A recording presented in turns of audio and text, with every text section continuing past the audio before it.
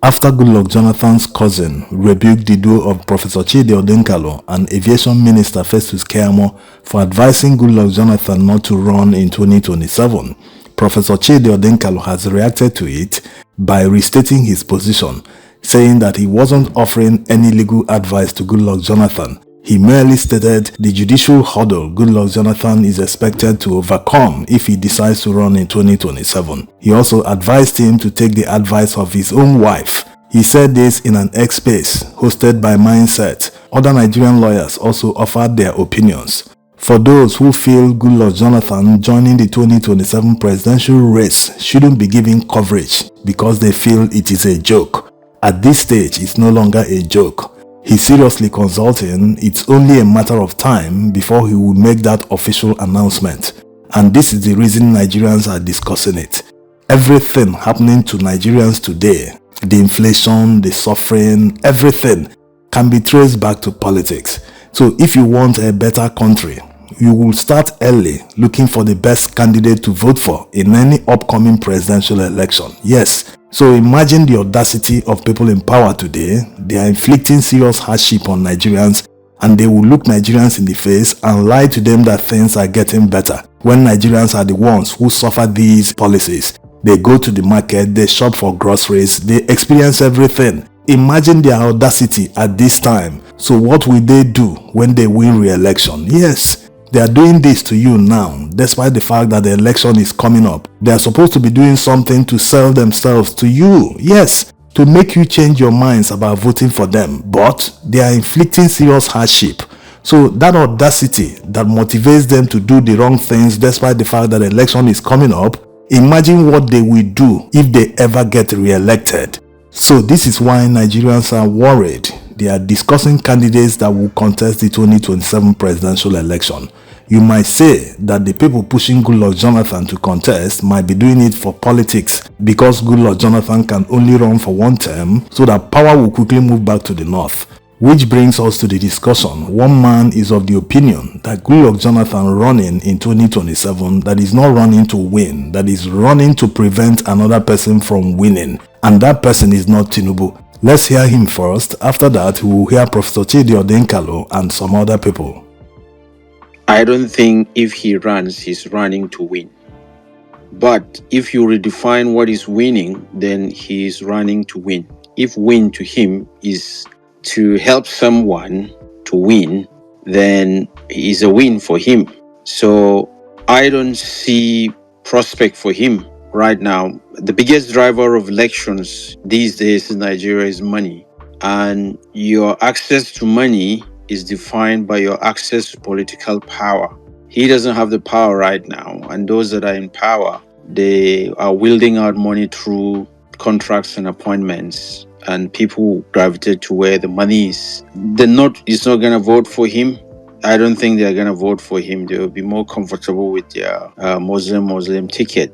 So I'm not God, but based on human prediction, in fact, we shouldn't even try to be holding a discussion about the aftermath. If he wins, what's going to be the court case? There's no path forward through that under normal circumstance. It's not going to work for him.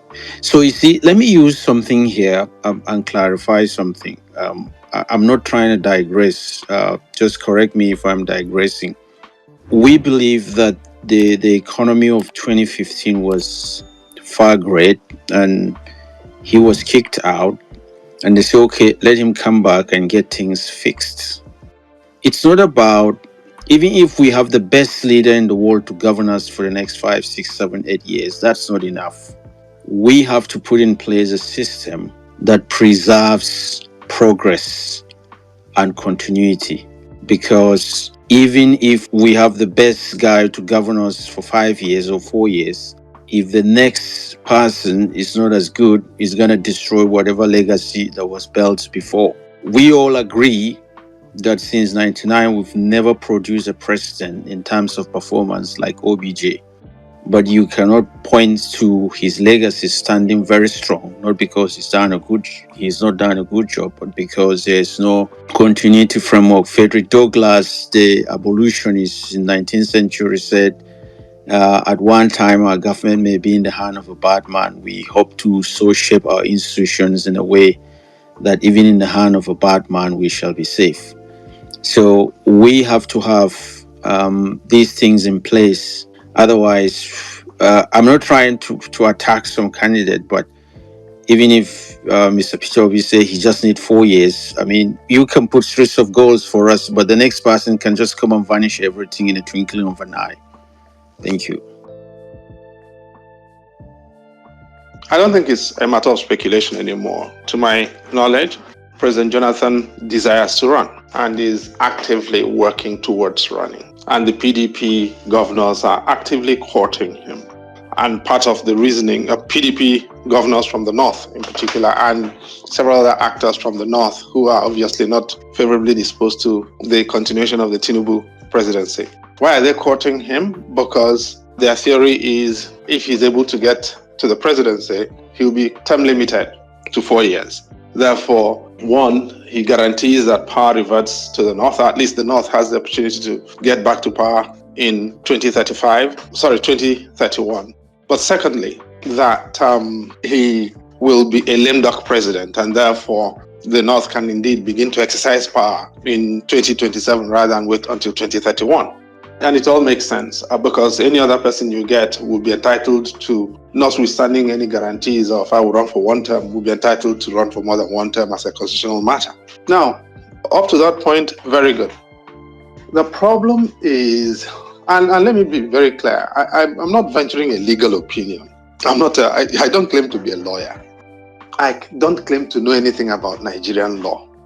I'm not interpreting the Constitution, whether it is Section 173 or Section 419. I'm not interpreting anything. I don't pretend to have the capacity to interpret Nigerian law. What I do know, however, is that if Jonathan were to run, his eligibility would end up in court. And if his eligibility ends up in court under Tinubu's administration, I'll bet with my house how it is going to be decided. I'm not going to be guided by, Robert Azibola is my old comrade. I know him very well. He's also Jonathan's cousin. And I'm not going to be governed by sentiments here. Let me repeat myself, if Jonathan were to get a major party ticket, it will come under legal challenge. That legal challenge will be determined by the courts. And I know where I will put a bet with my house as to how that case will be decided. His wife has already given him the advice that a wife can give. So he should listen to his wife. But he's also got his cousin, who is a lawyer. He's a multi-billionaire now. And who also says that they can afford the best lawyers in Nigeria. And I hope they can afford the best judges in Nigeria too, because it's not lawyers who decide cases. That's the only line in what Robert said that I thought he could know better. He says they can afford the best senior advocates of Nigeria. But the people who hire senior advocates and also hire judicial consultants are no fools, because they know that lawyers don't decide cases, judges do. As I said, it's really up to Jonathan. Nobody can advise him on this. He's been through this path before. But the one thing he needs to understand is that Tinubu is not Jonathan. All of these people are saying, case was decided, Case was decided under Jonathan, no.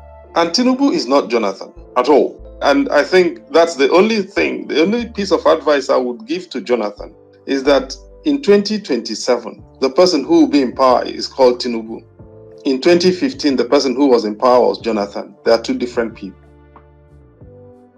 You can see that a lot of the people actually talking of a possible Jonathan tilt at the presidency in 2027 are APC handle, by the way. I don't know whether Keyamo was offering a personal opinion. I don't think he was offering a party position or a party political position.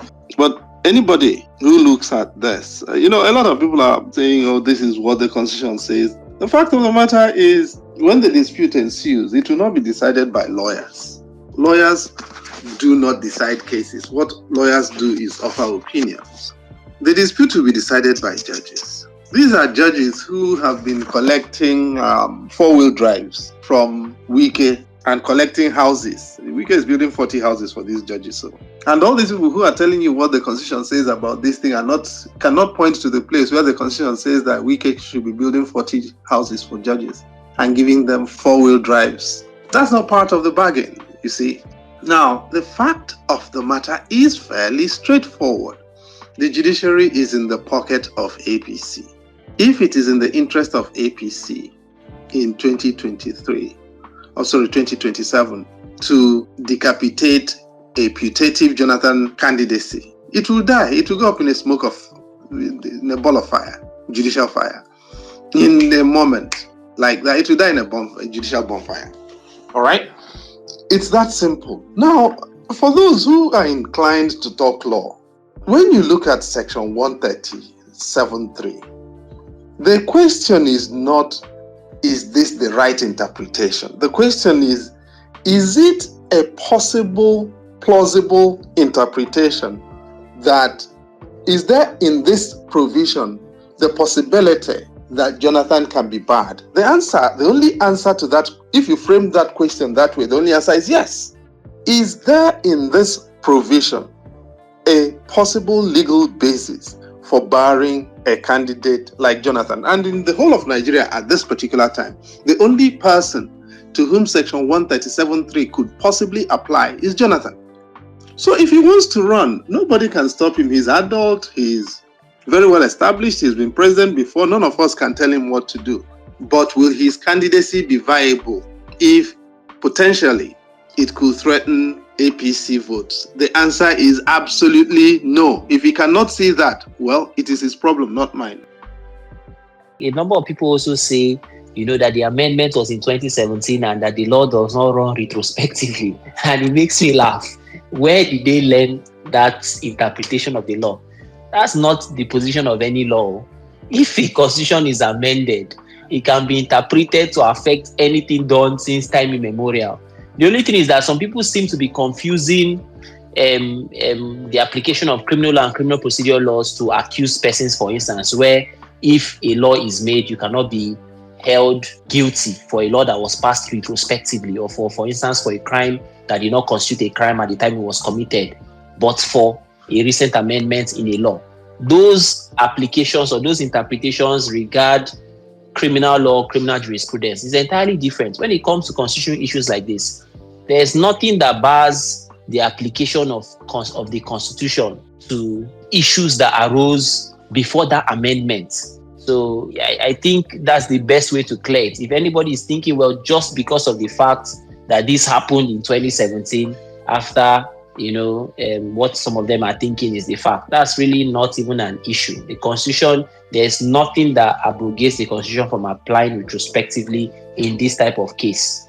Just to further talk about this retroactive application of constitutional law, like I said, I just wanted to make it clearer because some people still are drawing this distinction. So I want to give a typical example. Sometime in around 2012, there was an issue between Buba Marwan and Murtala Nyako, then in Adamawa State. And they were contesting tenure elongation, and the Supreme Court then applied the 1999 Constitution to invalidate tenure elongation of governors who took oaths before the amendments.